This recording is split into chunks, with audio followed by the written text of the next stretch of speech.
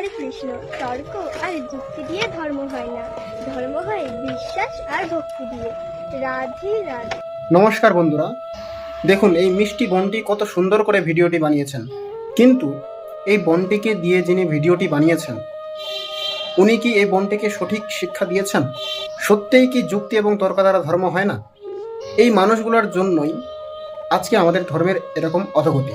যে শৈশবকালে সর্বাধিক প্রশ্ন জাগৃত হয় মনে, এবং যে শৈশবকালকে কাজে লাগিয়ে যুক্তি তর্কের মাধ্যমে ধর্মকে জানা যায়, সেই শৈশবকালেই কিছু মানুষ শুধু শ্রদ্ধা এবং ভক্তির নামে চিন্তনশীলতাকে, যুক্তি তর্ককে বন্ধ করে রেখে দেয়। আসলে কি আমাদের সনাতন ধর্মে যুক্তি তর্কের কোনো স্থান নেই? মনুস্মৃতিতে বলা হয়েছে, আর্ষম ধর্মোপদেশম চ বেদ শাস্ত্র বিরোধিনা ইয়স্তর্কে নানুসন্ধত্তে সহ ধর্ম বেদ নেতরঃ। অর্থাৎ বেদ শাস্ত্র এবং ঋষি প্রদত্ত ধর্ম উপদেশের অনুকূল তর্কের মাধ্যমে, কিসের মাধ্যমে?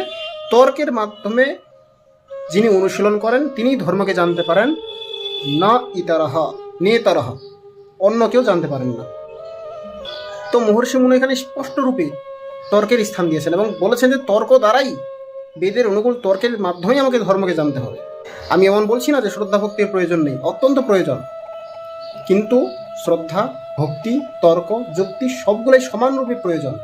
যুক্তি এবং তর্ক ব্যতীত, যুক্তি এবং তর্ক ছাড়া যে ভক্তি, সে ভক্তি অন্ধ ভক্তিতে পরিণত হওয়ার সম্ভাবনা রয়েছে।